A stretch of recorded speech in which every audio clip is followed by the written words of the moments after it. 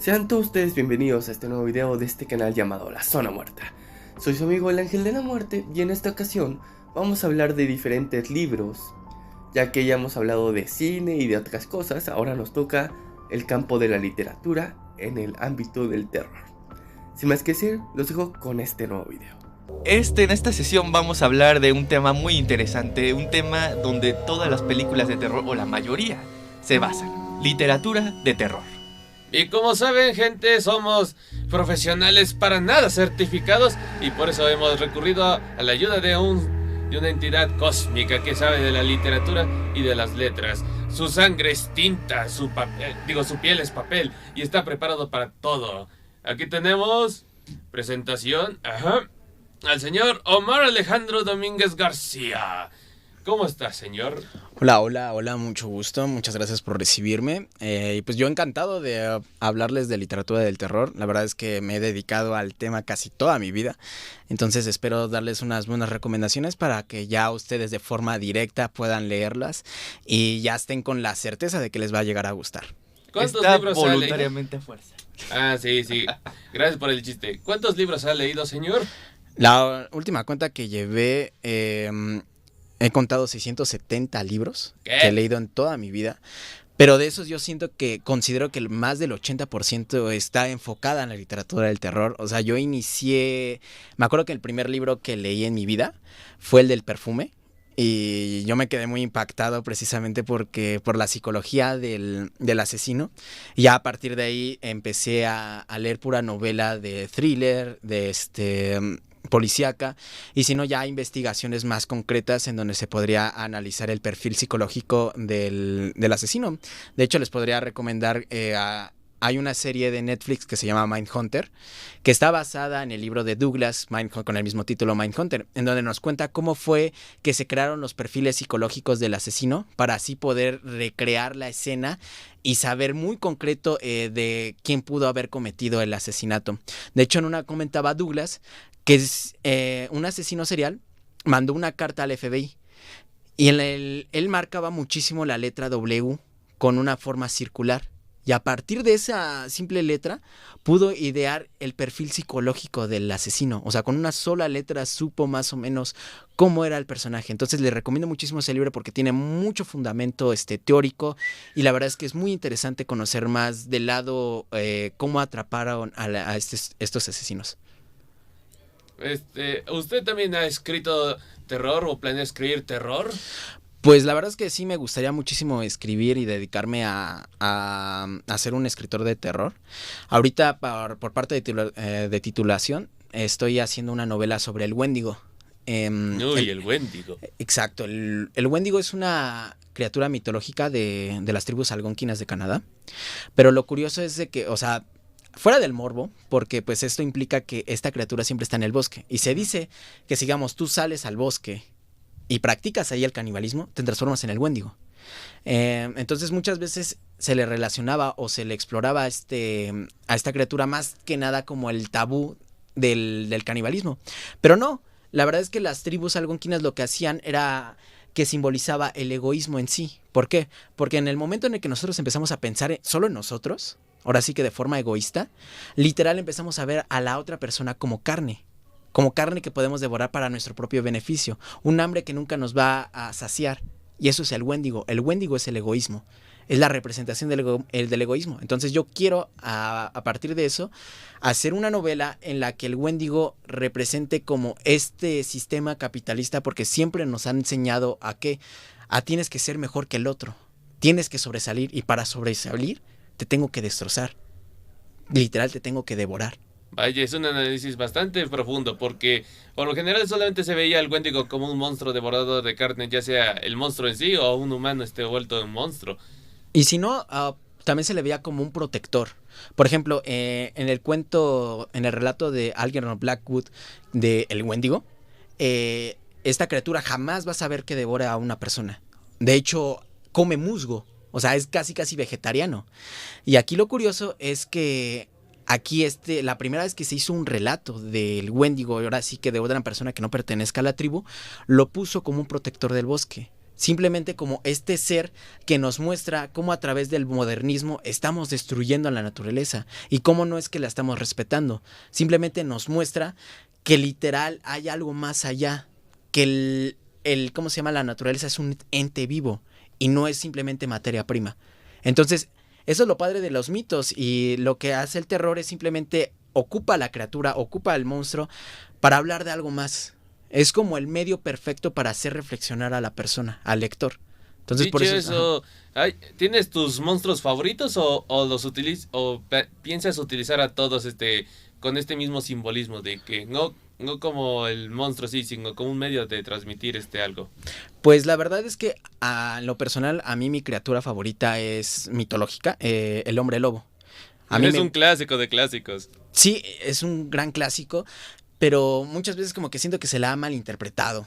¿Lo dices por Crepúsculo? Porque sí, ese arruinó a tanto hombres lobo como vampiros. Nada más que eso, como que siempre se le ve como el hombre lobo como este ser que simplemente es como la dualidad entre ahora sí que lo civilizado y lo incivilizado. Por ejemplo, cuando en una te empiezas a transformar en el hombre lobo, ¿qué ocurre? Te despojas de tu ropa. ¿La ropa qué significaba? La civilización. Me despojo de lo civilizado para ser un salvaje.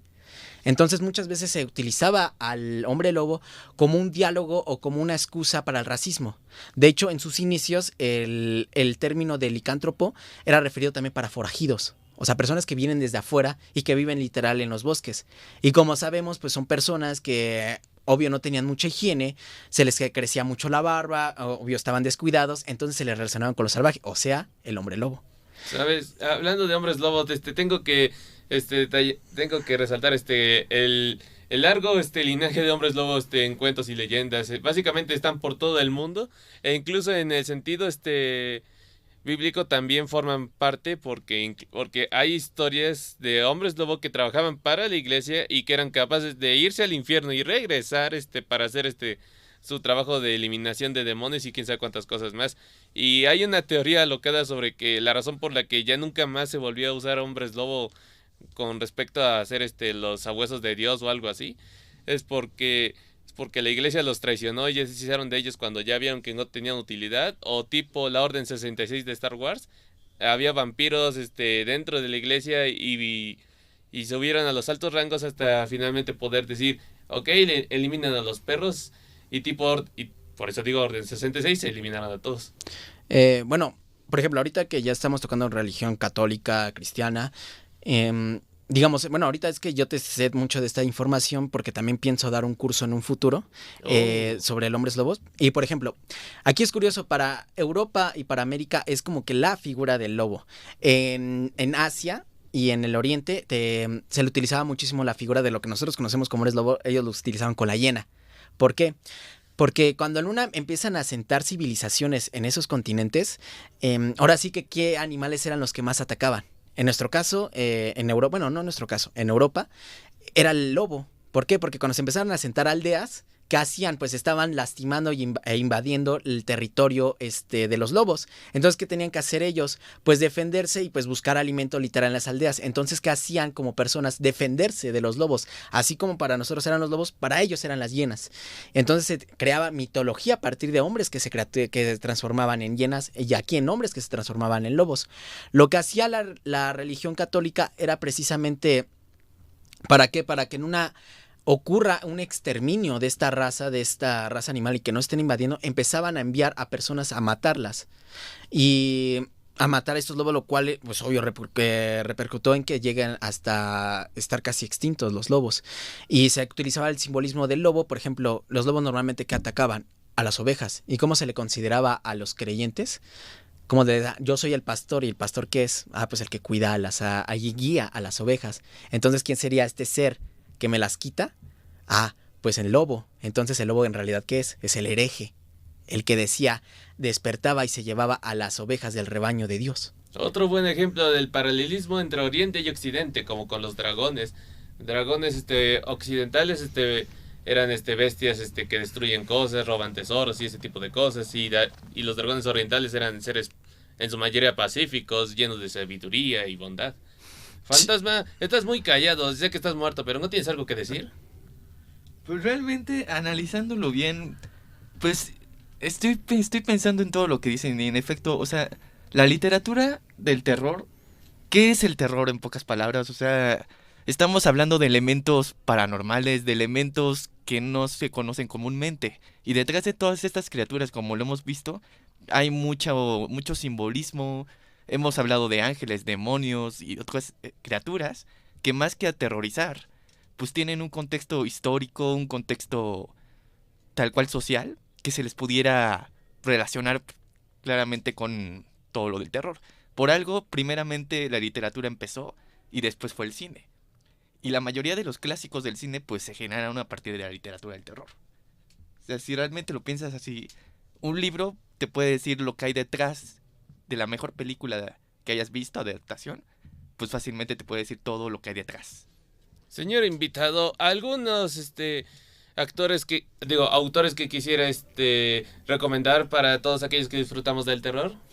Bueno, hablando ahorita ya de Hombres Lobo y para que no solo se quedan con la información, les recomiendo muchísimo un libro que se llama Balas de Plata, de David Wellington. ¿Y por qué? Porque en esta novela es curioso porque ponen al lobo como si fuera otro ser. ¿Otro ser? ¿Cómo en qué sentido? Digamos, cuando tú te transformas en lobo, dejas tu parte humana. Ya no eres tú, eres ahora el lobo. Entonces, como le explicaban a la protagonista que se transforma ahora sí que en loba, le decían, así como tú detestas transformarte en loba, la loba detesta transformarse en humana. Entonces es una lucha entre ambas para tener el control. Y déjame decirte de una vez, la loba siempre gana. ¿Se podría decir que el referente del lado de la loba es el lado salvaje, el lado primitivo, el lado reptiliano que tenemos nosotros? Más que eso es también dependiendo de todo tipo de sobrevivencia. O sea, si lo ponemos en el lado salvaje, volvemos al mismo discurso racista, en el que la persona de afuera es la que vive literal fuera de la civilización, es la mala. ¿Por qué? Porque se entrega a los instintos salvajes. Y no muchas veces. Muchas veces el lobo era visto como bueno. ¿Por qué? Porque tiene las características de lealtad. Tiene las características de ser manada, de tener manada, de siempre ver por los demás. Siempre, ahora sí que entre más investigues de una criatura, te vas a dar cuenta que no tenía que ver con el lado racista, que eran muchos de sus discursos, como les expliqué del Wendigo, del lobo. Y si se ve más allá entre sus orígenes, hay algo más. El Wendigo era para hablar del egoísmo. El hombre lobo muchas veces era tratado como un ser de luz. ¿Por qué? Cuando vamos caminando por el bosque, lo que se ilumina son los ojos del lobo. Entonces para los egipcios, el lobo era visto como guía del más allá. Para los romanos era alguien sagrado. ¿Por qué? Porque recordemos que la loba es quien amamanta a Rómulo y a Remo, los fundadores ahora sí que de Roma. Entonces se le veía como alguien sagrado. Depende de tú como escritor, cómo quieras interpretar y cómo quieras hacer la criatura. Y también tú como lector. Bien dicho. Decir que es como una parte, todos estos tipos de criaturas, una parte es más allá pues del terror que generan o que muchos quieren generar, pues es la parte que muchos quieren evadir por algún tipo de razón. O sea, digamos, el vampiro o hasta las brujas, como hemos visto, en efecto no son entes. Las brujas, por ejemplo, que hablamos en brujería de otra sesión, pues hablamos que las brujas en sí eran personas conocedoras de diferente tipo de plantas con un beneficio o al contrario, con una alteración en tu cuerpo. Lo que ahora conocemos como medicina. Pero en su tiempo, pues se vio claramente que pareciera como si fuera del diablo, nuevamente a la religión, como si fuera algo sobrenatural, algo que no conocen, y por lo tanto, como no lo conocen, pues lo catalogan como algo malo, como algo mismo del mismo infierno. Claro que también hablar de demonios también es lo mismo.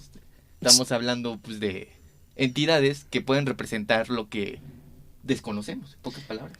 Sí, también para eso les recomiendo también, hablando de hombres lobo, un libro que se llama Luna Llena, de Jim Butcher. En ese libro, precisamente, es un mago, o sea, es graciosa la analogía, pero es un mago detective. Y en eso le recomiendan, ¿por qué? Porque este güey no tiene dinero. No tiene nada de dinero, ya necesita un caso y le dicen, hay un hombre lobo que estás echando y tienes que investigar. Lo padre de esta novela es, como bien menciona Fantasma, aquí se ve al lobo como un ser literal indefenso. O sea, como Leo dice, o sea, yo no pedí esto, yo no pedí transformarme. O sea, en el momento que me transformo, yo ya no soy yo. Y tú me estás atacando y me quieres matar por eso. Y yo tengo miedo de que me maten, yo tengo miedo a la muerte. Y todo mundo, ¿por qué? Porque todo el mundo quiere al lobo. ¿Por qué quieren al lobo? Porque lo van a utilizar como arma.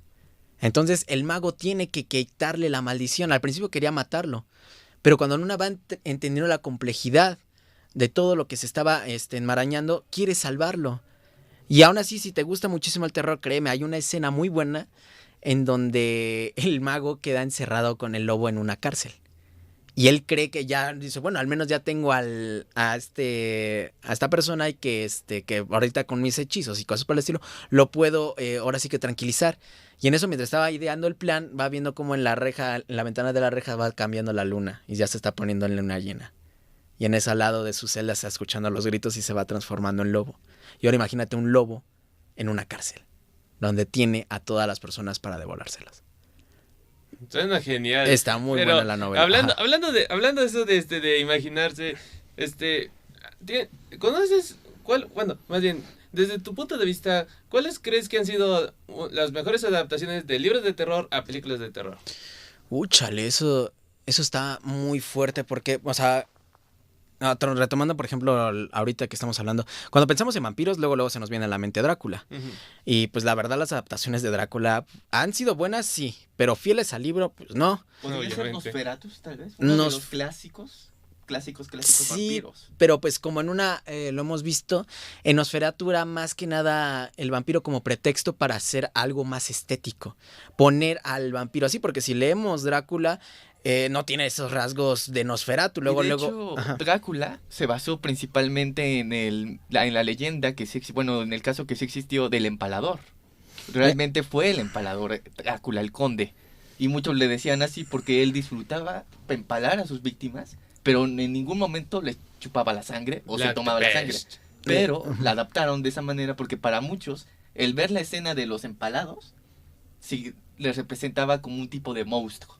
Y no solo eso, o sea, pues por eso es Vlad Tepes. Vlad Tepes viene de empalador. De dragón o demonio. Ajá. No, ese era ya en sí Vlad, o sea, que tiene que ver con el término de dragón, pero Tempes implicaba el empalador. Pero muchas veces, o sea, se les temía el miedo porque sí era muy bárbaro exacto, ese es el término, bárbaro.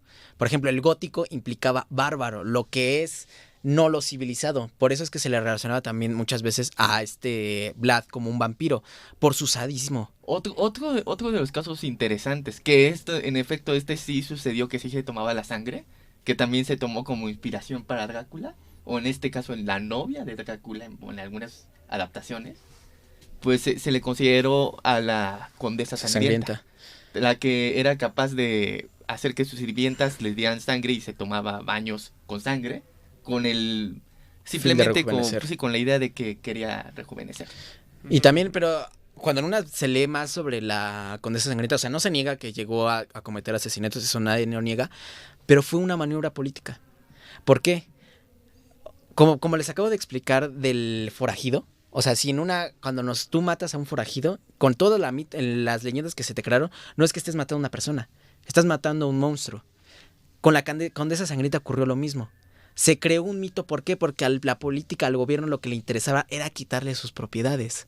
Entonces, como era alguien del linaje y de la nobleza, no te puedo hacer un juicio, pero tengo que hacer que todas las personas te odien, para que yo justificar mis medios de quitarte tu palacio y todo tu territorio. Y por ejemplo, ¿qué me podrías decir sobre algunos libros sobre asesinos seriales, hablando en primer lugar de este tipo de personajes clásicos en películas de terror? ¿Qué es en sí un asesino serial, más allá de lo que conocemos como persona enferma o persona loca, lo que se conoce, ¿no? ¿Qué tú podrías como definir como asesino serial, así como pudiste definir que el hombre lobo? En cuestión de asesinos en serie, o sea, ¿qué los lleva a cometer o a hacer ese tipo de delitos, lejos de lo psicológico, que ya lo hemos tocado en varias partes? Lejos de lo psicológico, imaginemos, no sé si ahorita recomendando otro libro, no tiene que ver mucho con el terror, pero aún así es igual de terrorífico una escena, que es el de A Sangre Fría de Truman Capote.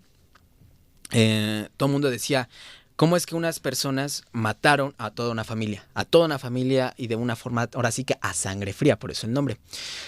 La persona que mató a las personas era la persona más que menos hubieran sospechado. Pero ¿qué implicaba Clásico. esto, este asesino? Por lo que Nuna nos obsesiona de cómo puede ser una persona que pueda matar. Y él decía que iban a robarle a la casa, o sea, le iban a robar a la familia. Y en eso, lo que ellos esperaban encontrar en la caja fuerte, mucho dinero. Y nomás encontraron una moneda de plata, que equivaldría a $1. Y dicen, todo el desmadre que hicimos, y solo vamos a ganar $1. Y en eso, pues, el que era el bravucón, quiso abusar de la hija. Y él le dijo, no, no vamos a hacer eso, nosotros no somos... Y entre el forcejeo se cae la moneda de plata. Y él se agachó de la cama para recogerla. En ese momento dijo, me tengo que denigrar por una moneda de plata cuando yo esperaba más dinero, y empezó a recordar toda la etapa de su vida en donde ha vivido en desgracia. Agarró la escopeta y mató a toda la familia. O sea, muchas veces una persona normal solo necesita, como diría el Joker, un empujón, Un mal día. un mal día o simplemente un mal pensamiento. Una idea de por qué, si yo me esfuerzo todos los días y me levanto y trabajo, no obtengo lo que quiero, ¿por qué otras personas sí? O sea, es ese momento de que quieres descargar tu ira. Se podría decir que esto en términos de monstruo y humano como tal, eso sería la parte, digamos, humana que nos diferencia, por ejemplo, de los animales que en efecto, como tú dices, no tienen estos sentimientos que muchas veces nos transforman a nosotros en los mismos monstruos de estas mismas historias. Muchas veces es en sí el remordimiento. Creemos que una persona normal no tendría, o un animal no tendría remordimiento de, pues, ahora sí que devorar a su... Ahora sí que a su comida. Aquí tengo ahorita un claro ejemplo, Déjame entrar, de John Ajdi Lindbisk, no sé pronunciar el nombre, pero ella mencionaba, mira, ve, era una niña vampiro, ¿no? Y ella mencionaba es que tú me ves como un monstruo, pero discúlpame, pero ¿de qué me alimento? De la sangre. Ahora sí que, ¿por qué me estás juzgando a mí? Es como si juzgaras a un león de comer a un antílope. Tú, o sea, yo sí te puedo juzgar a ti porque el niño presentaba aspectos psicópatas, que quería matar a las personas que le hacían bullying. Tú, si pudieras, matarías a las personas que te hacen daño, pero no lo haces por necesidad. Yo sí lo hago por necesidad porque si no me muero. Entonces ahí radica en sí la diferencia del asesino. El asesino serial, ¿por qué? Como lo dice en el nombre, va en serie, no es solo una. Entonces él carece de sentimiento para volverlo a repetir. ¿Por qué? Porque ya experimentó el poder y le gustó. A tal grado que ahora vea una vida insignificante. Ya maté a una persona, podría hacerlo otra vez. Y por ejemplo, ¿qué me podrías decir? Sí entiendo esta parte porque muchos asesinos comparten el gusto de matar y se lo han visto hasta en juicios y demás. Pero hay otros que simplemente no sienten nada y que matan instintivamente. No sé si sea esta película, si se basó tal cual de un caso real o no. Desconozco realmente si se basó en una película. ¿Cuál película? Halloween. Hablo de este perfil Michael Myers. A diferencia, por ejemplo, de Chucky, que es un clásico y que ahí está lo que tú dices de que siente placer. Michael Myers y Jason Voorhees no sienten placer. Ellos automáticamente matan, pero no tienen ningún tipo de... Realmente cuando te pones a analizar bien la película, o sea, no sé si se basó realmente en un libro o no, pero realmente lo que dice en la película es que el hecho de que no hables, no digas ni hagas nada, y que estés así años y años y años y simplemente mates por matar, ¿qué te dice? Es un perfil distinto a lo que sería un asesino psicópata, loco. Sí, bueno, Y de aquí, placer. obvio, volvemos al mismo punto, no existe una ley así de un comportamiento en un asesino o en una persona de que si yo hago esto, automáticamente te voy a ser un asesino, no. Y para eso les quiero recomendar otros 2 libros que se llama Retrato en Sangre de Joe Katzenbach y Joyride de Jack Ketchum. ¿Por qué? Porque ¿qué tiene similitud de estos 2 libros? Es que hay una escena en el que el asesino literal llega y es casi la misma escena. Se salen de su carro y en el Retrato de Sangre matan a un vagabundo. Y en Joyride matan a una madre que va saliendo de compras. ¿Qué implica? Y como le dicen los protagonistas a las personas que están de copiloto, les dicen, es que matar es fácil. No esperes la gran cosa, no esperes que yo tenga, ay, siento el poder, ay, me siento poderoso, imparable. No, es sencillo y te lo voy a demostrar. Estacionan su carro, sacan su arma y paz. Y sin ningún tipo de sentimiento. Como en una Jason Voorhees, como Michael Myers, no sienten sentimiento. No buscan eso, simplemente lo hacen como ahora sí lo fuerte. Lo hacen porque puedo hacerlo.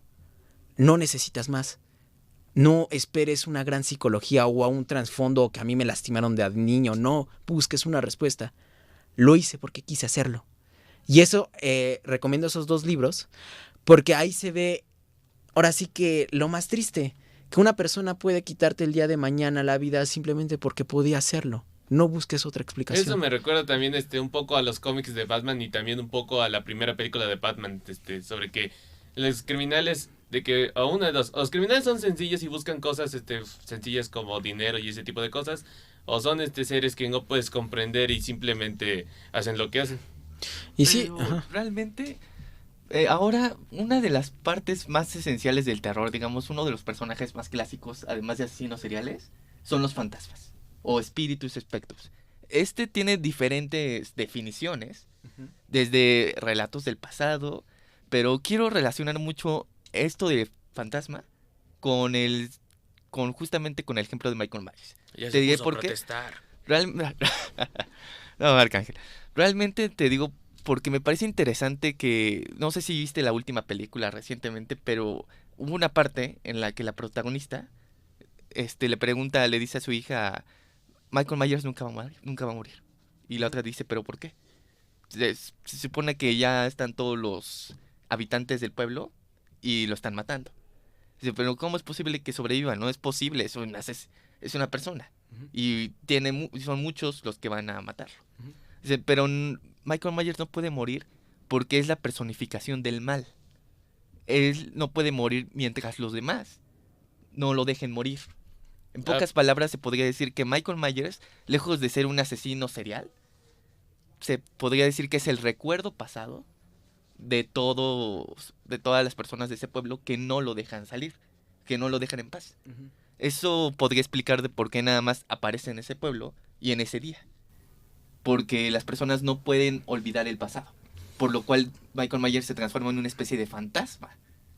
Realmente. Para eso también, en fin en cuentas, es no Michael Myers como un fantasma, sino como una idea. Y en el momento en que se transmite una idea, es muy difícil que se vaya. Para eso, hablando otra vez de libros, les recomiendo muchísimo la trilogía de Psicosis, de Robert Bloch. Sé que no se popularizó por la adaptación de Alfred Hitchcock, pero lo curioso es el segundo libro. Porque en el segundo libro sale Norman Bates sale de la cárcel. Y nadie se explica cómo es que otra vez vuelven los asesinatos de Norman Bates. Lo curioso, y disculpen el spoiler, pero ahora es su psicólogo quien está matando. Norman Bates ya murió. Entonces, ¿qué es lo que implicaba ahí? Es la idea la que se transmite, es la idea la que perdura. En el gótico se le relacionaba mucho al fantasma, pero el fantasma en sí, ¿qué es? Es el pasado que viene a atormentar el presente. Se podría simbolizar claramente en una de las franquicias más famosas y que no le hemos tocado, pero que se relaciona claramente la figura del fantasma, no solo en el traje, sino en la trilogía y como tú dices, una idea pasa a otra, con Scream. Es decir, en Scream no es un solo asesino. Es un asesino tras película, pero distinto, que admiró la idea del anterior. Pero basándonos no solo en eso, sino el hecho de su vestimenta. Es un fantasma. Y es que volvemos al mismo punto, es la idea de que en una hay algo más allá, como lo dicen. Para eso tenemos un ejemplo, el Guardián entre Centeno, de J.D. Salinger. ¿Qué es lo cosa? ¿Por qué se le reconoce mucho ese libro? Recordemos que cuando se le encontró al asesino de John Lennon, cuando mató esta persona que se me olvidó el nombre, a John Lennon, él estaba tranquilo leyendo ese libro, y como tal cual lo mencionaba. Terminé el libro del Guardián entre Centeno y dije, tengo que matar a John Lennon. Y todo el mundo se queda, ¿por qué? Si ni siquiera el libro menciona un asesinato, ni menciona nada. Es la idea. ¿Por qué? Porque como él lo dice, yo no soy nadie, nunca hice nada en mi vida, y la persona que más admiro es John Lennon. Entonces, si yo le quito la vida, voy a ser inmortalizado. ¿Por qué? Porque John Lennon pudo haber construido todo, pero yo soy su final. Y yo voy a ser inmortalizado. Entonces, en sí, es esta idea que es la que nos atormenta de ir a hacer algo más. Es este fantasma que siempre nos está susurrando en nuestro oído. Tienes que hacer algo. Es como lo decía Edgar Allan Poe, nuestro demonio de la perversidad. Que cuando estamos escalando, ya vamos a llegar a la cima, y es el demonio de la perversidad que nos dice, ¿qué pasa si te sueltas? También les recomiendo muchísimo a Edgar Allan Poe, sobre todo el demonio de la perversidad. ¿Por qué? Porque narra sobre un asesino, cometes el gran crimen, te sales con la tuya. Pero ¿por qué? ¿Cómo sería el crimen perfecto si nadie lo conoce? Eso sí que da mucho para reflexionar, pero tendremos que hacer una pausa porque se nos está agotando el tiempo. Y ya también para vigilar a Fantasma porque parece que es mala influencia. Así que espérenos un momento que ahorita volvemos. En unos momentos volvemos con más de este interesante tema.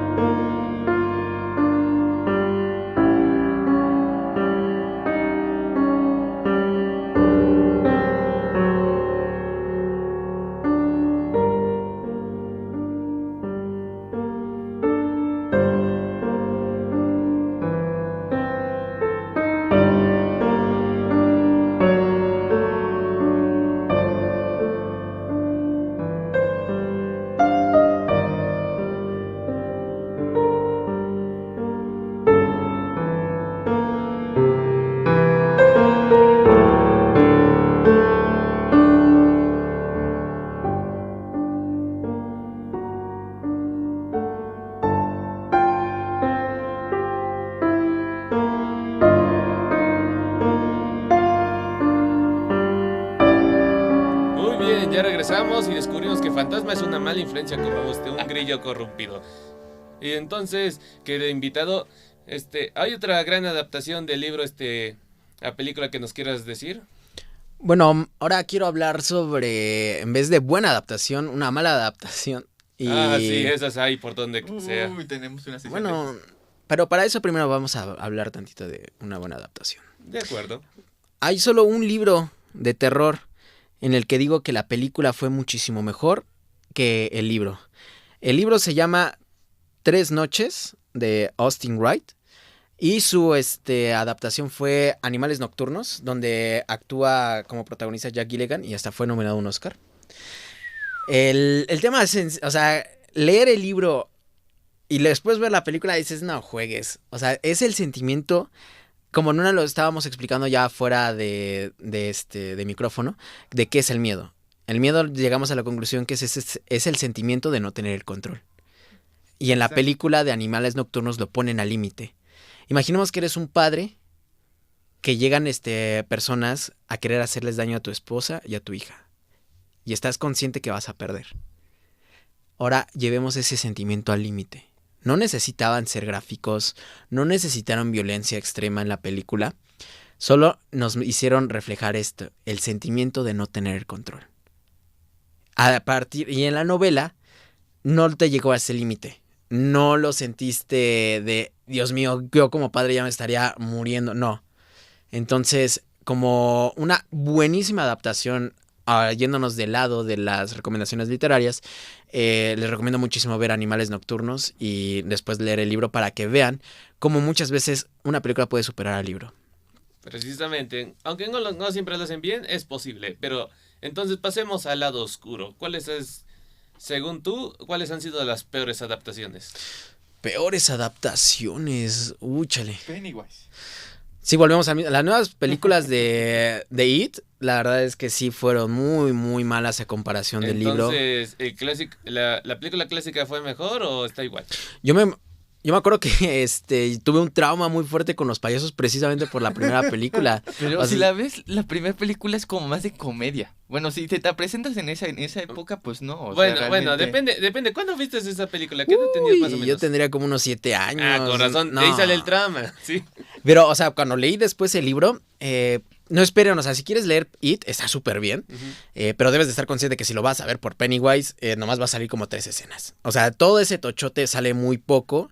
Hay otras criaturas que sale, de hecho, en la pelea que tienen primero los niños en la casa, no es con Pennywise, es con un hombre lobo.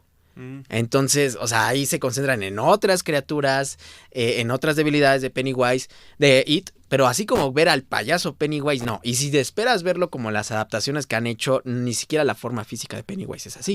¿Alguna vez leíste el libro de La Orca?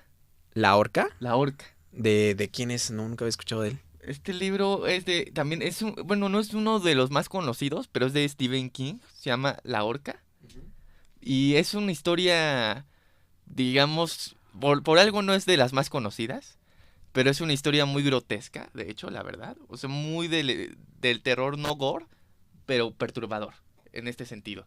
Se habla, la historia, no quiero dar muchos spoilers para no arruinar tal cual, la película, digo, la película o Ambas el libro. cosas. Ajá. Pero en resumidas partes se trata de una familia la cual vive en una granja. La familia en general está bien, todo resulta bien cuando de pronto, sin motivo aparente, la mamá empieza a tener comportamientos extraños. Aquí quiero aclarar que no hay ningún efecto fantasmagórico ni demoníaco. No hay nada de eso. Sino simplemente la mujer empieza a tener muchos comportamientos extraños que la familia se queda como, ¿qué pasó? El chiste, los comportamientos pueden ir desde quedarse encerrada todo una semana en su habitación, sin motivo aparente, no decir nada, no hablar con su familia y quedarse mirando a la nada.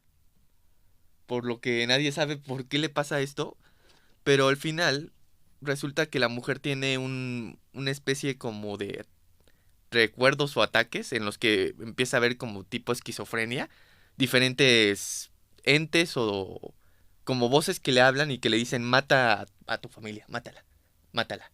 Pero no es un ente demoníaco, es su propia conciencia.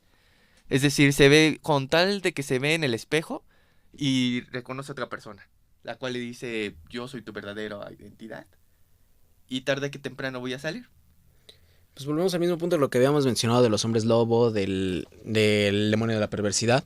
Yo la verdad de Stephen King, a mí no me gusta mucho Stephen King, si les soy sincero. Está bien. Aunque Sí, les sí, puedo sí. recomendar, el único libro que me ha gustado de Stephen King es El cementerio de mascotas. Sí, clásico. Para... Y ahí volvemos al mismo punto, regresa el Wendigo y volvemos al mismo punto. El Wendigo ahí es otra vez el cuidador del cementerio.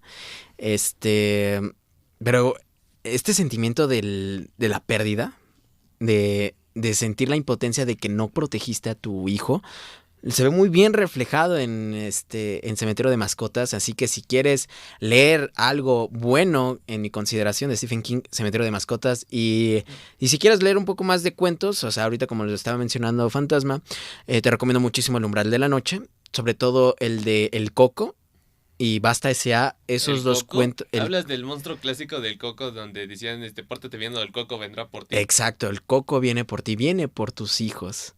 Y ahí ¿Sabías que el Ajá. Coco está basado en una historia real donde el Coco en realidad era una persona que le pusieron por apodo el Coco y por eso y este sujeto se encargaba de secuestrar niños y hacerles cosas horribles hasta matarlos y por eso se hizo popular la leyenda? Después de que lo capturaron y se supo que es el Coco, las personas usaron su apodo para que los niños se portaran bien, de que el Coco vendrá por ti. El de Baba Yaga, el hombre de la bolsa y todo ese tipo de cuestiones. Úchale, es que de eso sí, fíjate que de esa criatura no he investigado mucho. O sea, he encontrado hasta un ensayo que analiza Levi Strauss, en donde analiza la figura de Papá Noel. Papá Noel, ¿qué se le caracteriza? Un hombre con bolsa. Entonces es la contraparte literal del hombre de la bolsa. Es igual un hombre con una bolsa, pero en vez de castigar a los niños, los premia. O sea, como siempre en el imaginario mítico, siempre se funciona a través de binarios. Del binarismo, de lo bueno y lo malo. Lo malo y lo bueno. Profundizando más ese análisis, de hecho sí, según la historia original de Santa Claus, de Papá Noel, sí es un tipo que te trae regalos y su contraparte es un sujeto que te pone en una bolsa y te lleva al infierno. Y literalmente uno pasa al lado del otro y en vez de decir, deja que se peleen por lo que hace uno, de que ¿por qué les das regalos? ¿Por qué les das dulces? ¿Por qué te los llevas al infierno? Simplemente continúan con su camino y no les importa lo que hace el otro. Aunque fíjate que la figura en sí ahora sí del Papá Noel malo, ya estamos hablando ahora sí de Krampus. Ah, sí. Entonces, Eso es algo que está más, no solamente por la película, sino también por, en distintas regiones. Creo que en Alemania es donde es más popular. Sí, pero ahorita ya hablando de literatura del terror, les quiero recomendar una antología que se llama Herejes, antología de terror navideño. Son varios autores y que uno de esos cuentos es el de Krampus, donde un niño está siendo acechado por él. Nos imaginemos en la noche de Navidad, tú estás esperando tus regalos, pero o sea, dentro de ti sabes que fuiste un niño malo. Ujú. Y nada más vas escuchando las campanitas y pezuñas en vez de piernas que te están acechando en la noche. Así que lean también esa antología, es muy buena, se la recomiendo. ¿Qué pasaría si transformamos cada una de las festividades en un cuento de terror totalmente profundo? Es decir, San Valentín, Año Nuevo, el Día de la Independencia. Cada una de estas festividades de entorno grotesco y terrorífico. Bueno, eso depende. ¿Estás preguntando de cómo sería una historia No, o sea, o cómo sería su versión perversa? ¿Cómo serían los elementos que tomarías de cada una de estas celebraciones que son totalmente distintas para transformarlas en un cuento de terror como, por ejemplo, la Navidad con Krampus? Para eso tendremos otra vez que retomar, como los dije, el aspecto mítico, a través de los binarismos. Buscar primero qué es lo que más nos provoca una festividad. Volvamos al mismo punto en Navidad, es la esperanza en sí. Lo que todo se maneja en la Navidad es la esperanza. ¿Por qué? Porque viene en invierno. Entonces es una festividad de invierno que a través del ritual del árbol, o sea, por ejemplo, es un pino y en el pino le ponemos esferas. Esas esferas que están simbolizando, pues las frutas, las manzanas, pero un árbol no da fruta, un pino no da frutas. Entonces es que tú le estás poniendo a ese árbol lo que tú esperas. O sea, que haya en el siguiente buena cosecha. O sea, es la esperanza de que venga uno mejor. Entonces, si ponemos la esperanza, ahora vamos a esa desesperanza de que decir que voy a morir, ¿no? O sea, en vez de buscar una esperanza de que, ay, todo va a salir bonito, ahora es la contraparte, que por eso se viene Krampus. Y en el imaginario, ¿por qué le ponemos siempre pezuñas y cuernos a una criatura que siempre simbolizaba como algo, una festividad ya casi religiosa? Volvemos al dios Pan. Por ejemplo, veámoslo de esta manera. Algunas de las grandes celebraciones han tenido parte terrorífica por muchos creadores que han intentado hacer una historia de terror con estos elementos, pero viéndolo así, el terror del año nuevo, que es un año menos. Uh-huh. El terror de los cumpleaños, que es un año menos de vida. Bueno, Lejos un de año menos ser de vida el o mejor más día. cerca de la muerte. Sí, exacto. Justamente un año menos de vida y cerca de la muerte. Sí. Todos los elementos se pueden transformar, ¿eh? Exacto. Y eso es lo padre en la ¿Qué es literatura la del terror. independencia? Fue una lucha sanguinaria Uh-huh. que se hizo, pero nosotros lo celebramos. Pues si nos vamos en torno histórico y profundo, pues estamos celebrando una lucha, sangre en total. Sí, eso es lo padre en cuestión del binarismo y de la literatura del terror. Y ya ahorita que mencioné al dios Pan, les recomiendo muchísimo el ensayo de Pan y la pesadilla, en donde se analiza esta figura como muchas veces volvemos al mismo punto, que Pan era el que te causaba las pesadillas, el que era la figura de Lucifer, que después retomó ¿cómo se llama? El cristianismo para hacer la figura del diablo. O sea, volvemos al mismo punto, un sátiro, o sea, cómo se nos presenta Lucifer como mitad cabra, con cuernos. Entonces, ejemplo, Y ¿tú ya qué luego, piensas? por leyendas populares, le pusieron más cosas, de que es rojo, tiene un tridente y quién sabe cuántas cosas más. Y por ejemplo, ¿tú qué piensas del terror, pero en terror en sentido profundo? ¿Cómo que sí? Es decir, sí, ¿más o sea, filosófico? sí, filosófico, pero también literario, porque son que se relacionan. Ok. Es decir, no conozco realmente libros que tengan que hablar con una historia así tal cual profunda, pero conozco varias películas que no hablan en sentido ni sanguinario, ni en sentido de suspenso, ni de misterio, sino que te entorna en una, pues literalmente dices que acabo de ver. Por ejemplo, una de las clásicas, que no es tan conocida también, es El Menú. Es una adaptación que hicieron en la cual se supone que un cocinero que le cocina a personas ricas, pues se supone que tú esperas que le sirvan un buffet entero con todo, ¿no? Pero el chiste es que esto simplemente te sirven unos platos vacíos, platos que no tienen muy pocos condimentos, casi nada, y resulta que la filosofía de este chef es que ahora ustedes son parte de la comida. Y que ahora, como ustedes tienen el poder de comer todo lo que ustedes quieran, pues ahora van a tener la oportunidad de experimentar qué se siente no comer. En cuestión de mira, vi la película del Menú. No me gustó la película, pero quiero leer el libro ahorita que me lo estás mencionando, pero ya ahora sí de la intención del terror como hacer una reflexión y un análisis más de la condición humana, el autor predilecto es Thomas Ligotti. Thomas Ligotti lo que hacía era terror existencial, terror, hasta se le considera terror filosófico, en el que analiza la condición humana de que a través de una filosofía nihilista, el decir el ser humano es una plaga, el ser humano no tiene salvación. Entonces, a partir de ese miedo de que nosotros somos insignificantes y nosotros nos enfrentamos día a día ante la nada, es que causa terror. Entonces, les recomiendo muchísimo Teatro Grotesco, en donde literal a él le encanta la filosofía de que el ser humano es meramente una marioneta, y a partir de ahí llegaron sus sucesores. Está El secreto de la ventriloquía con Job Padgett.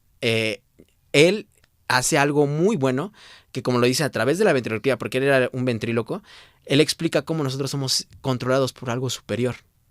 Entonces es este miedo constante de que sabemos que hay algo superior a nosotros, un Dios, que ahorita ponemos un término más general, un Dios que nos guía hacia nuestra perdición, que lo único por lo que nacemos es para morir. Por eso me recuerda un poco al sentido de Lockhart, de que nos sentimos superiores, de que somos así la cúspide de lo que tú quieres o lo que sea, pero somos una mota de polvo insignificante en el cosmos o entre dimensiones, porque ahí nos muestra con, precisamente como dices, dioses, seres sobrenaturales que están hasta el otro nivel y que si ellos quisieran simplemente...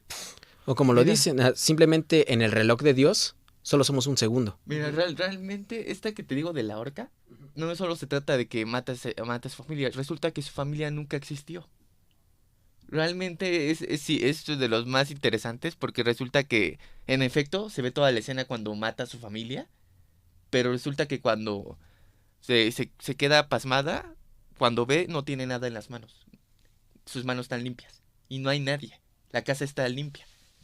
Por lo que se da cuenta que al final ella es una amiga creada de otra mente. Y de una niña, ella es digamos, de imaginación de la niña. ¿Y ese cuento viene en la antología de La Sangre Manda o en qué antología viene? Sí, en esa, creo que Ok, sí.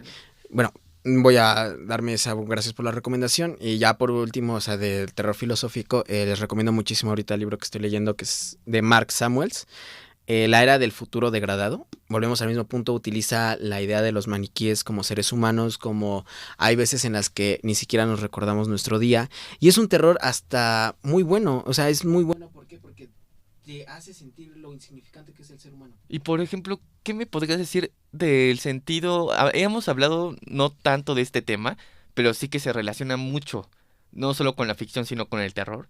El tema de de las dimensiones. Es decir, el tema de pasar de una dimensión a otra. Te digo porque he visto películas que hablan de este tema tan interesante, pero en sentido profundo. O sea, ¿qué pasaría si te quedaras en una realidad paralela, como por ejemplo los backrooms, que hablan también de los sueños? O si en una realidad que no puedes salir, una realidad alterna, que se repite una y otra vez. Bueno, para eso yo les recomiendo muchísimo a los cuentos de Richard Matheson. Como él estuvo involucrado muchas veces en lo que fue la zona desconocida, él hace muchísimos cuentos sobre estar en otra realidad, en donde nosotros somos, donde las cosas no son lo que aparentan. Entonces hay una historia en donde hasta literal la persona va desapareciendo. O sea, primero deja de sentir el tacto, luego el olfato. O sea, los sentidos los empieza a perder poco a poco hasta que se transforma en nada. Hay otras realidades en donde donde literal nomás te llevan una cajita y te dicen, si le aprietas esta caja, o sea, el botón de esta caja, te ganas $1,000,000. Pero una persona va a morir. Una persona que no otakus, el Isekai no es tan interesante como lo hacen ver.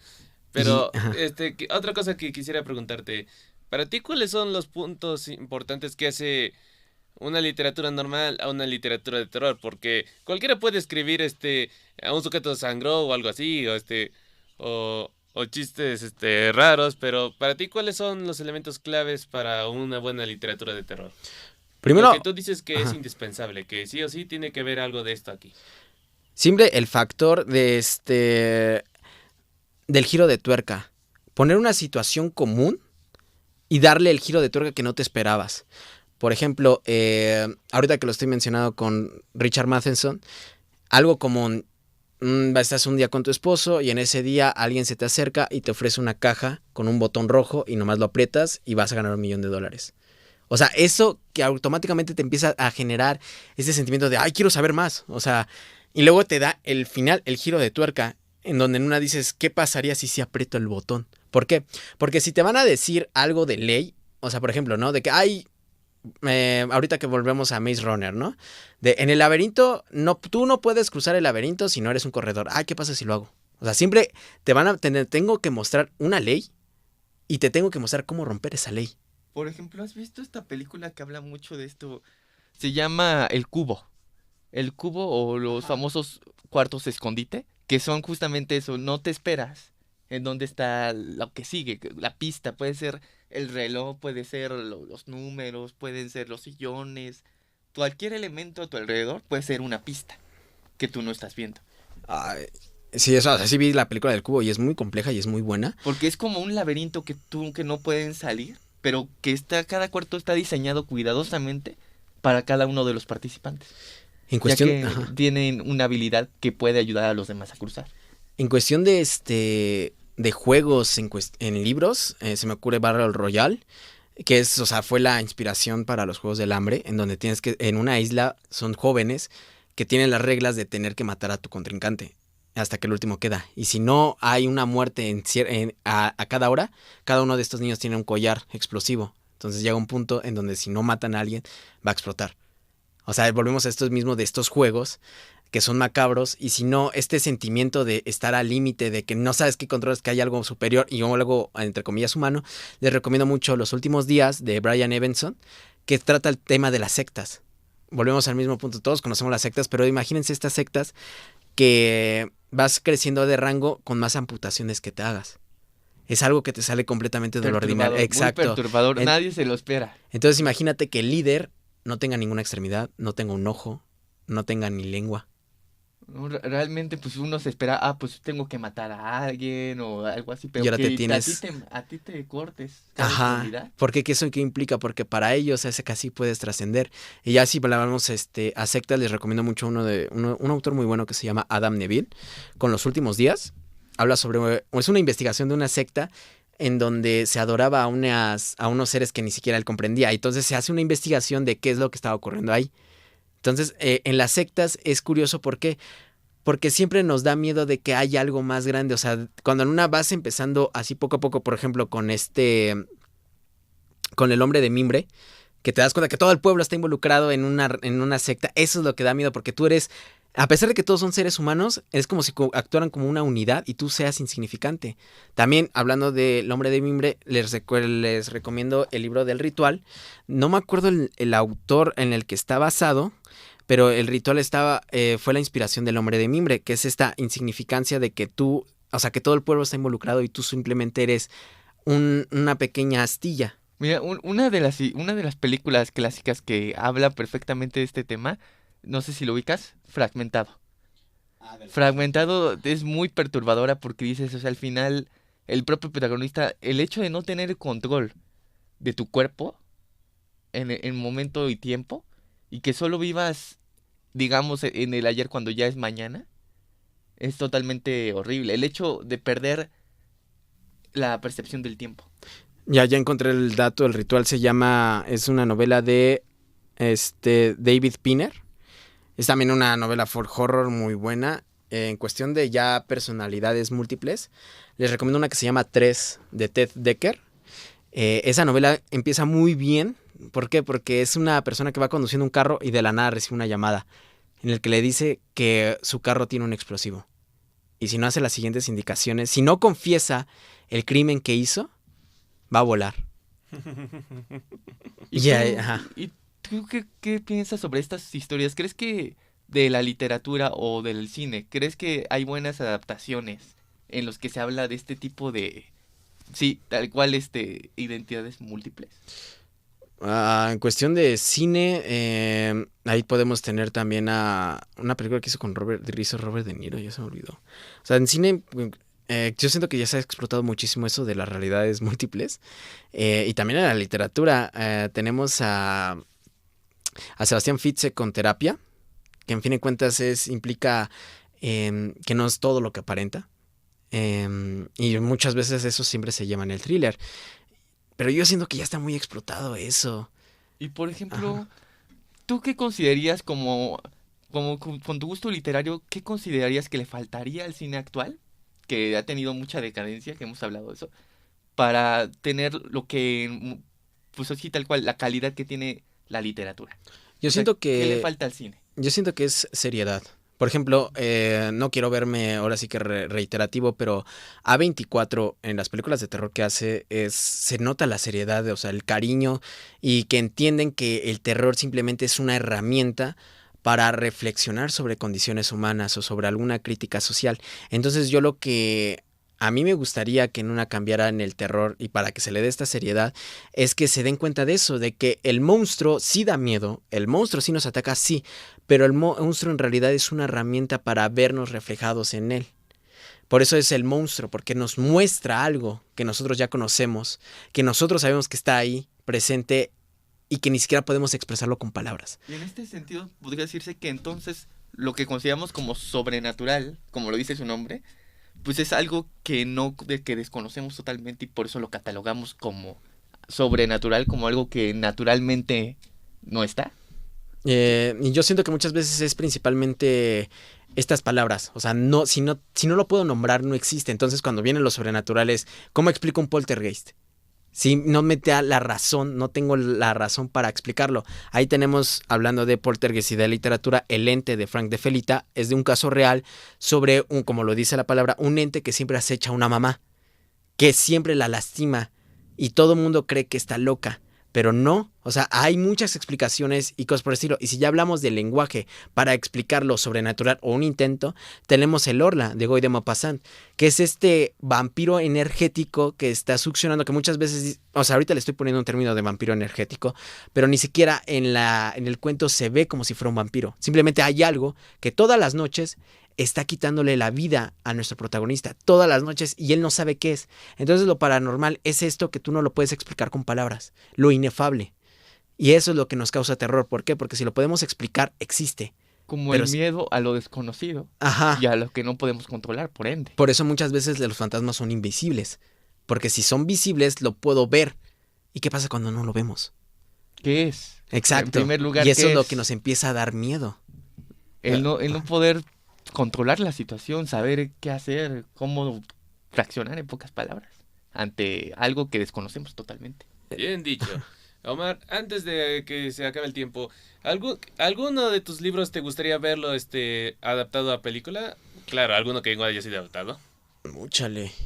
¿Cuál? Para mí, todos los libros de John Ackley de Lindquist, o sea, me encantaría verlos adaptados. Está el de Déjame entrar, que ya hubo adaptación y 2, pero ahorita se viene el de Descansa en paz, que es de una novela de zombies, ya se va a venir la adaptación.